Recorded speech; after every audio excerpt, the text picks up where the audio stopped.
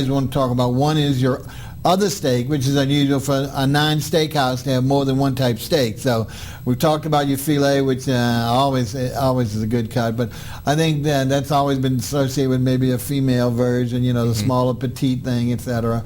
But the next one is the man steak. Let's hear about that. Yeah, this one is a grilled cowboy ribeye. It's bone in. It's a 16-ounce steak, so you're gonna get your fill. Get your fill. And it's so we grill it, over a char grill. Get a nice crispy, outside on it, get a nice flavor. And then I serve it with a caramelized shallot potatoes gratin, nice Gruyere cheese, a little bit of cream, and some potatoes baked together. Heavy duty. Until it's nice and silk and neat and smooth. And wow. yeah, it's a man's meal. It's kind of if you're hungry and you want some food, that's gonna be a place to go eat it. Excellent. It's a big steak and a nice gratin, and it comes with a brandy peppercorn cream sauce, to kind of just put it over the top, make it a little. I guess we've been sexist crazy. Here, Yeah, so I'm sure I'll get some complaints about that, but I mean it's true. I mean, and I'm sure there's some ladies that could put it away, but I've seen a couple of them put it away. They love it. They seem to love it. Oh, I can imagine. The love is that. I'm just saying the volume is what I'm talking about. But anyway, now there's two others that we didn't talk about. One is we talked about the fish, and we went over the poached bass, the salmon, but we didn't talk about one that's really almost, not even thought of as a fish anymore. It's so common, and that's the yellowfin tuna. Mm-hmm. So why don't you tell us about what you're doing with the tuna dish? And with the tuna, you get a nice, 8-ounce portion tuna, so it's not one. It's a bigger tuna fish dish, and we take it, we pan sear it till it's nice crispy on the outside, and just rare or mid-rare throughout the whole fish. It's kind of the best way to eat a tuna, and it comes on top of herb gnocchi, so it's just gnocchi with a bunch of herbs and Dijon actually folded in it. Of course, you make your own. Absolutely, I make everything. I make everything in house. I'm being asinine, but I mean. No, yeah, absolutely. I absolutely make my own gnocchi. I don't know how people eat stuff like that. It's not always the best. It's starchy and gummy. Exactly. It doesn't work out very well. Exactly. But we just serve it over some nice gnocchi, so it's nice and pillowy and soft, and it comes with a little broccolini, and it comes with a sherry vinegar reduction, with a little sherry vinegar, balsamic, and it's reduced down and just drizzled over it, so it's kind of very kind of tart, and then the rich fatty of the tuna, and then the gnocchi kind of all works together very well. I think. Great. I think it's really good. So in fact, I think I'm having that tonight. When we finish this show, we'll tell you what I mean by that. One last thing is I made a big mistake and insulted you, Chef, by saying he only had one soup, and that was the gumbo, which, because I'm in love with the gumbo, but at the same time, he does do another traditional soup that, has, in my lifetime, was one of the staples, because in those days it was predominantly French restaurants, and that was it. Not many other ethnic places at all. And of course, the staple of that was either the turtle soup or the French onion. And you're bringing that back for us, and tell us about how you do that, because I know some people don't even know about onion soup, which is absolutely amazing. I think that's one of my favorite soups. That's why I kind of put it on my opening menu. It's one of those soups that everybody loves. If you had it, it's one of those warm, comforting dishes. We're going into the winter. Especially getting into the fall. We're going into the fall. It's warm. It's cheesy. It's just one of those great dishes. And I start with some, Vidalia sweet onions. Good. And I literally caramelize them for about 6 hours. Wow. Cook them till they're very, very dark and very, very caramelized. And then I put a little sherry in there, reduce that down. It's nice and sweet, adds the sweetness, adds a different little dimension to it. And then I make a house-made beef broth, and I kind of, put that over there and just let that simmer together with some thyme and some bay leaves, some peppercorns, just let that simmer and become, really nice and just a really great soup.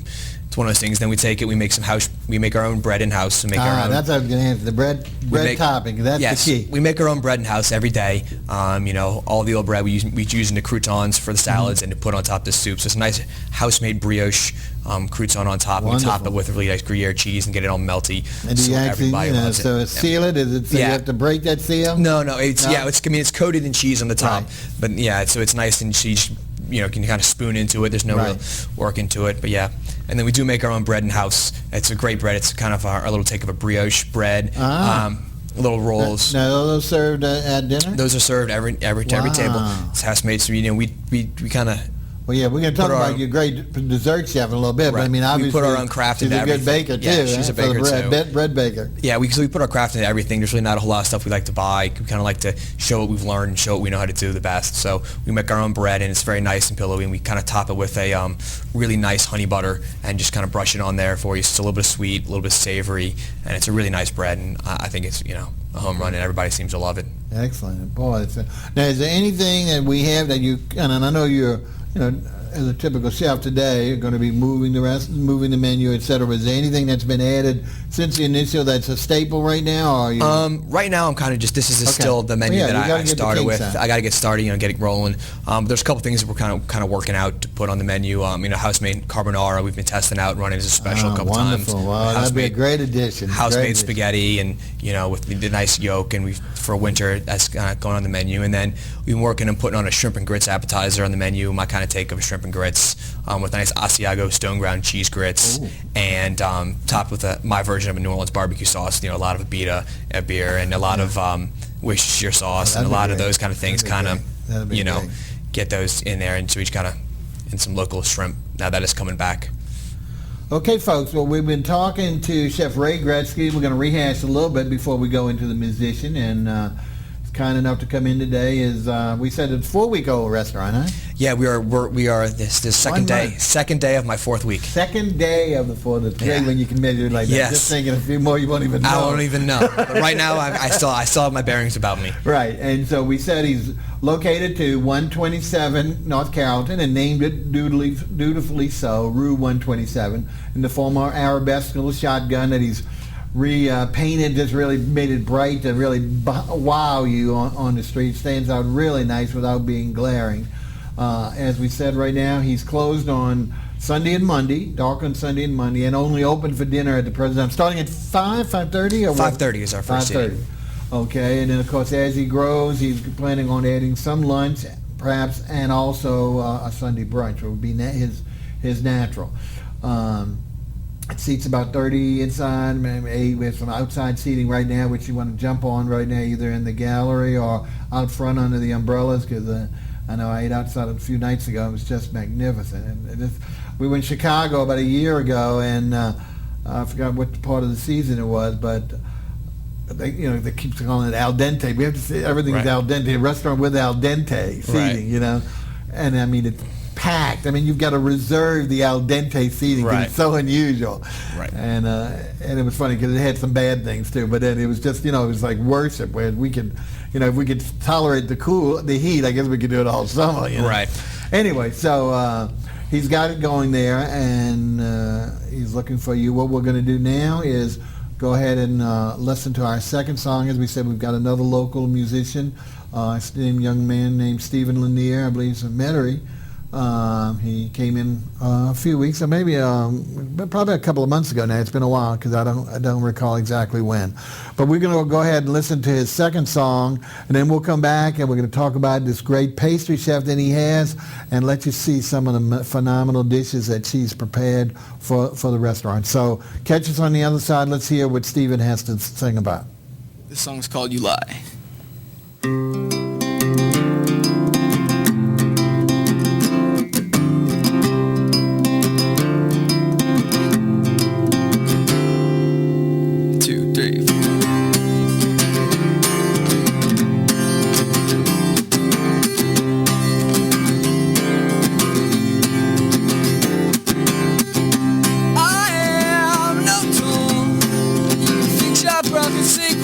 And I am no fool. Consider I didn't look cool with. It took me a while, but now I finally realize, whoa, well, that you lie.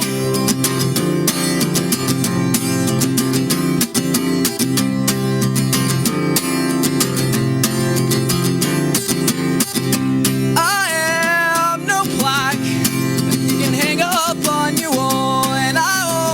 Sit back and wait for you to call. It took me a while, but now I finally realize, whoa, well, that you lie, you lie, you lie, you lie, you lie, you lie, you lie, you lie, you lie,